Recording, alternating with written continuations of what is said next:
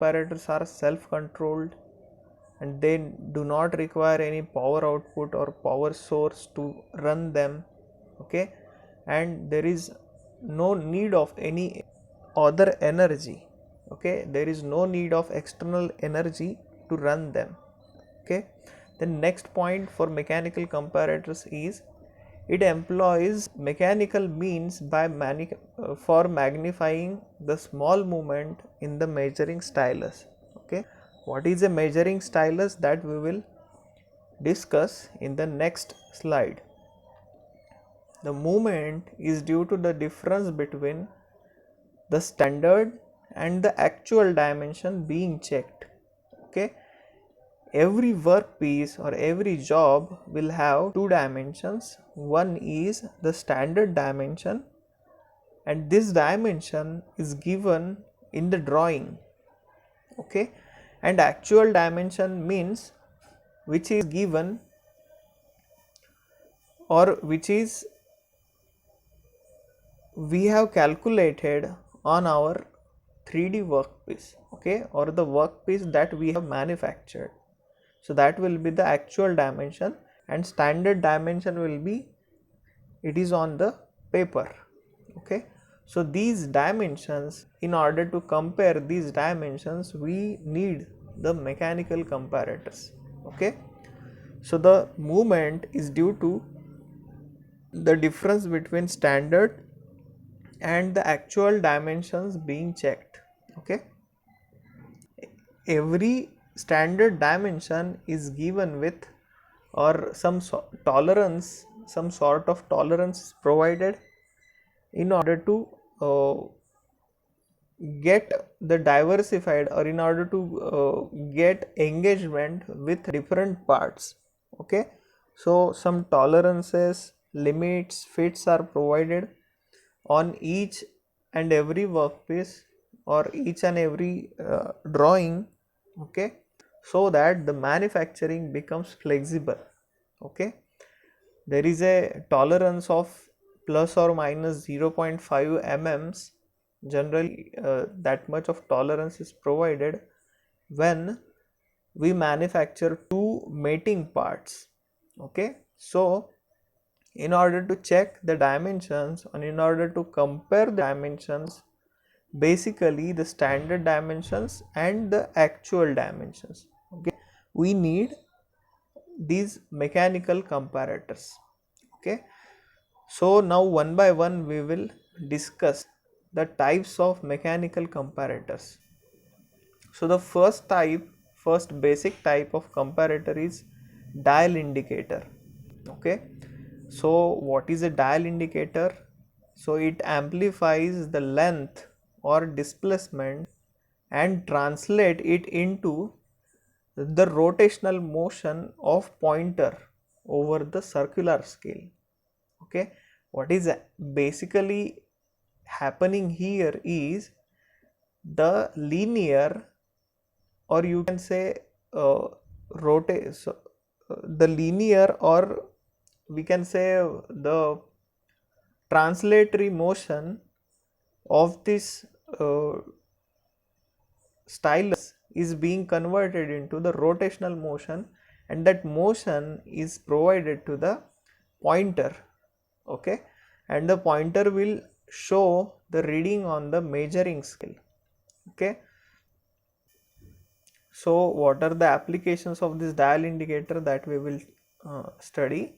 So applications are the dial indicator is used to compare the two heights or distances between the narrow limits, then for determining errors in the geometrical forms, then for testing alignment, roundness, parallelism of workpiece, then again for quality control and inspection work. Okay, so for this purpose we use this basic instrument, and that instrument is nothing but the dial indicator. Okay, now in the next slide we will study the diagram of this dial indicator. So before that, what is dial indicator? So it amplifies the length or displacement. To amplify means it magnifies or it uh, gives the input. After taking input, it gives the output, and that output is very much large, okay, so that the smaller input can be magnified, or the smaller input can be represented on the measuring scale with a greater accuracy or with major displacement, okay.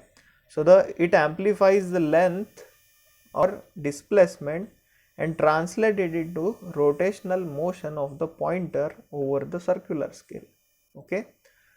So here you can see, so this is our dial indicator. So out of this is the stylus, okay. So this is the contact point they have shown here. Then a spindle is here, okay. So this spindle is further connected to the internal linkings, and the internal linkages are connected to the pointer, okay. As this contact point moves up and down, then what will happen? So this indicator will oscillate on this circular scale, okay. So in this diagram or in this photograph you can see, so the spindle is a rotating it is a moving part, okay. Then stem is a fixed part. Then this outer dial, again it is fixed one, pointer is moving part. Then these are tolerance hands, okay. So some amount of tolerance is provided, and that tolerance hand we can set in order to get the tolerance provided in the drawings, okay. Then bezel is there, this short hand is there, okay.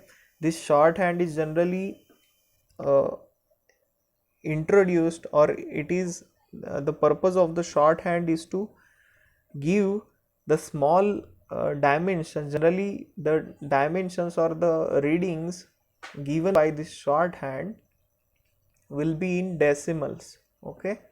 And this is the inner dial, okay. So this is the scale or circular scale is there, okay. And along that scale, if the pointer, right now the pointer is showing 20 units, okay. So what is that 20? So as the surface finish of the workpiece over here, if suppose some trough is there or some crest is there, in that case what will happen? So this stylus or this contact point will go inside that trough, or it will come above that trough, okay. So because of that, what will happen? The spindle will move up and down, okay. When the spindle is at its original position, then the pointer will show you the 0 reading, okay, because the spindle is at its original position, okay.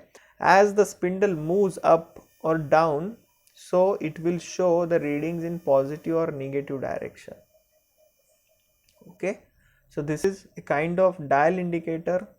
So why is it known as dial indicator? Because it has this circular dial over here, okay, and the pointer is showing how much uh,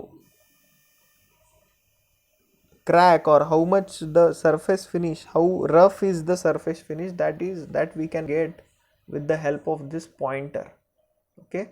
And this short hand will give you the accurate reading of the, or it will give the decimal places, okay.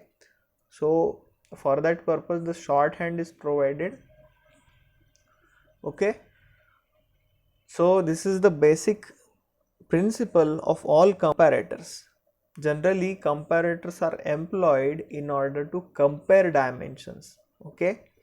You will be given the standard dimensions and you will have to calculate the actual dimensions of the workpiece, okay. So this is a very simple and mechanical type of comparator. So with the help of this, one can easily give what are the readings, or how the surface finish of the product is. Okay. Now the second type of comparator is